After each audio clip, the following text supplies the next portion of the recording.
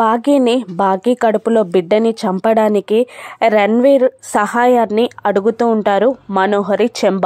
నేను సహాయం చెయ్యను, ఏ ప్లాన్ చేసినా రివర్స్ అవుతుంది, మీ తంటాలేవో మీరు పడండి, ఈసారి నేను మీతో కలవను అని తెగేసి చెప్పేస్తాడు రణ్వీర్. కానీ మనోహరి మాత్రం వినదు. భాగ్య కడుపులోని బిడ్డ బయటికి వస్తే నాకే కాదు నీకు కూడా ప్రమాదమే అని అంటూ ఉండగా, నాకేం ప్రమాదం, నేనేం చేశాను అని అంటూ ఉంటాడు రణ్వీర్.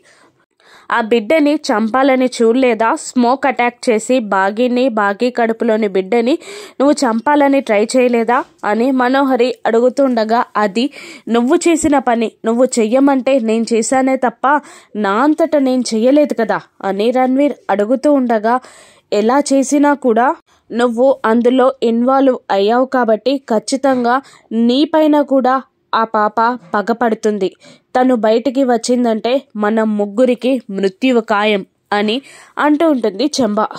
సరే ఇప్పుడేం చేద్దాం, అమరేంద్ర ఉండగా భాగ్యని అటాక్ చేయడం కష్టం కాబట్టి భాగ్యని బయటికి పంపించు, నేను చూసుకుంటా అని రణ్వీర్ అంటూ ఉండగా, లేదు అది కుదరని పని, భాగ్య బయటికి రాదు, అమర్ లీవ్ పెట్టి మరీ ఇంట్లోనే ఉంటున్నాడు, ఇంట్లో భాగ్య పైన అటాక్ చేయడం చాలా కష్టం, అసాధ్యం కూడా, దేశానికి భద్రత ఇచ్చి రక్షణ కవచంలా కాపాడే అమర్ ఇప్పుడు భాగ్యకే కంచెగా మారాడు, అండగా నిలుస్తున్నాడు, ఇప్పుడు అమర్ పక్కనుండగా భాగ్య పైన అటాక్ చేయడం కుదరని పని అని అంటూ ఉంటుంది మనోహరి. మరి ఇప్పుడు ఎలా అని అంటూ ఉండగా, ఒక మార్గం ఉంది అని అంటుంది చెంబ. ఏంటది అని రణ్వీర్ మనోహరి అడుగుతుండగా, కాలా అని పిలుస్తుంది చెంబ. అప్పుడు ఒక కాల సర్ప విషం అక్కడికి వస్తుంది, బుసలు కొడుతూ ఉంటుంది. కాల భాగ్యని కాటు వేస్తుందా అని అడుగుతుంటుంది మనోహరి. అవును, మనలాగే పగపట్టుంది, భాగ్యని ఖచ్చితంగా కాటు వేసి చంపేస్తుంది అని అంటూ ఉంటుంది చెంబ. ఇప్పటికి 2-3 సార్లు అదే మాట చెప్పి ఆ ఇంట్లోకి వదిలితే తోక ముడుచుకొని పారిపోయి వచ్చింది అని అంటూ ఉంటుంది మనోహరి. ఆ మాటతో కాల మనోహరి వైపు చూస్తూ బుసలు కొడుతుంది. నా వైపు చూసి బుసలు కొడుతుందేంటి అని మను అడుగుతూ ఉండగా, నువ్వు కాలాన్ని అవమానించావు, అందుకే నిన్ను చూస్తూ బుసలు కొడుతుంది అని అంటూ ఉంటుంది చెంబ. నిజంగా భాగ్యని కాటు వేస్తుందా అని రణ్వీర్ అడుగుతుండగా, ఖచ్చితంగా కాటు వేస్తుంది, కానీ నువ్వు ఆ ఇంట్లోకి కాలాన్ని చేర్చాలి అనగానే, నేనా అని భయపడుతూ ఉంటాడు రణ్వీర్. అవును నువ్వే అని ప్లాన్ చెప్తారు చెంబ మనోహరి. అలాగే అని ఒప్పుకుంటాడు రణ్వీర్.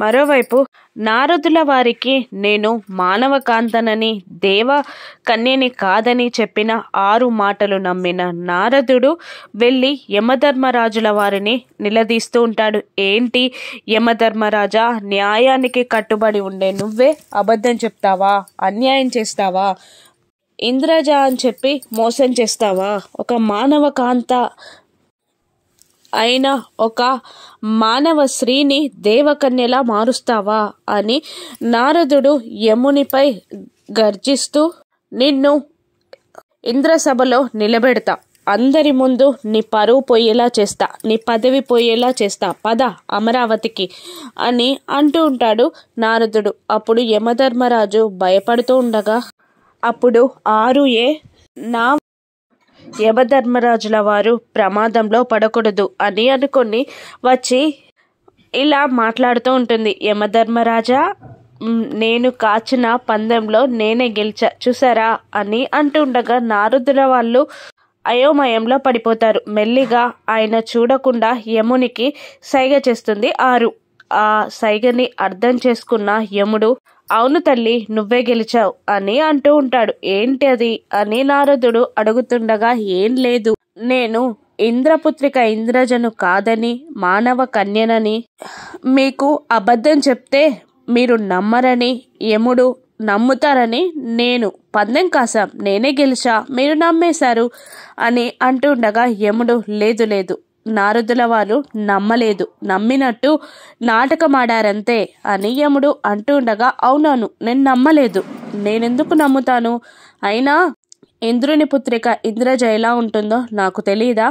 ఈ అల్లరి చూసారా, యమలోకంలో కూడా నవ్వులు పోయించింది, ఈ చిట్టి తల్లికే చెల్లింది అని అంటూ ఉండగా, అవును తనకి అల్లరి ఎక్కువ అయింది అని అంటూ ఉంటాడు యముడు. ఈ వయసులో ఆ మాత్రం అల్లరుంటుంది అని అంటూ, నేను బయలుదేరుతాను అంటూ బయలుదేరుతాడు నారదుడు. ఏంటి ప్రభు అని ఆరు ఏదో మాట్లాడబోతుండగా, ఏంటి బాలిక ఇది అని కోపగించుకుంటాడు యముడు. నాకెందుకు శిక్ష వేయట్లేదు, నన్ను ఇక్కడే ఎందుకు ఉంచేశారు, నేను భూలోకానికి వెళ్ళాలి అని అంటూ ఉంటుంది ఆరు. నాకు కాస్త సమయం ఇవ్వు అని అంటూ అక్కడి నుండి వెళ్ళిపోతాడు యముడు. మరోవైపు రామ్మూర్తి తన ఇద్దరు కూతుర్లతో కలిసి ఉన్న ఫోటోని చూస్తూ మురిసిపోతాడు. ఏంటి ఎప్పుడు ఆ ఫోటో పట్టుకొని ఉండడమేనా అని అంటూ ఉండగా, పట్టుకొని ఉండడం కాదు, ఒక విషయం చెప్తున్నాను విను, బాగీకి సీమంతం చేయాలి అనుకుంటున్నాను అని అనగానే, చాలే సంబడం, ఇన్నాళ్ళు కష్టపడి సంపాదించిన సంపాదనంతా తనకి దారపోస్తే మళ్ళీ ఖర్చులకి అల్లుడి దగ్గర చేయి చాస్తారా అని అంటూ ఉంటుంది మంగళ.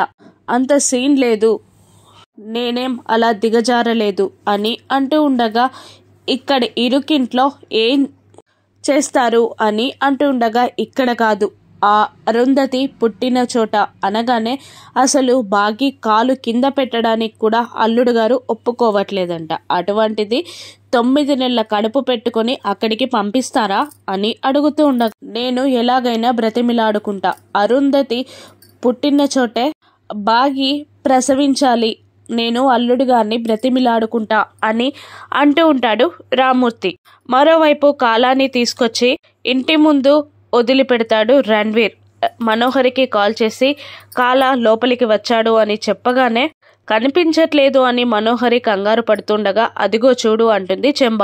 లోపలికి వస్తుంటాడు కాలా. ఎదురుగా రాథోడ్ నడుస్తూ ఉంటాడు. కాలా రాథోడ్ని ఎక్కడ కాటేస్తుందో, కాలాని రాథోడ్ ఎక్కడ చూస్తాడో అని మనోహరి టెన్షన్ పడుతూ ఉంటుంది. ఇంతలో రణ్వీర్ ఇలా అంటూ ఉంటాడు, ఆ స్నేక్ చాలా కోపంగా ఉంది, జాగ్రత్త, మిమ్మల్ని గనక కాటు వేస్తుందేమో అని రణ్వీర్ చెప్పి అక్కడి నుండి వెళ్ళిపోతాడు. ఇక రాథోడ్ నుంచి తప్పించుకొని మెల్లిగా కిచెన్లోకి ఎంటర్ అవుతుంది కాలా. అక్కడేదో సౌండ్ రావడంతో రాథోడ్ లానంతా వెతుకుతాడే తప్ప అక్కడ ఏమీ కనిపించదు రాథోడ్కి. కిచెన్లోకి ఎంటర్ అయిన కాలా మెల్లిగా హాల్లో కూర్చున్న బాగీ దగ్గరికి వస్తూ ఉంటుంది. పైనుండి ఇదంతా చూస్తూ సంబరపడిపోతూ ఉంటుంది మనోహరి, చెంబ. ఇక కాలా కాటు వేయకుండా ఆరు కడుపులోని బిడ్డ ఎలా కాపాడుతుందో రాను ఎపిసోడ్స్లో చూద్దాం. Thank you for watching.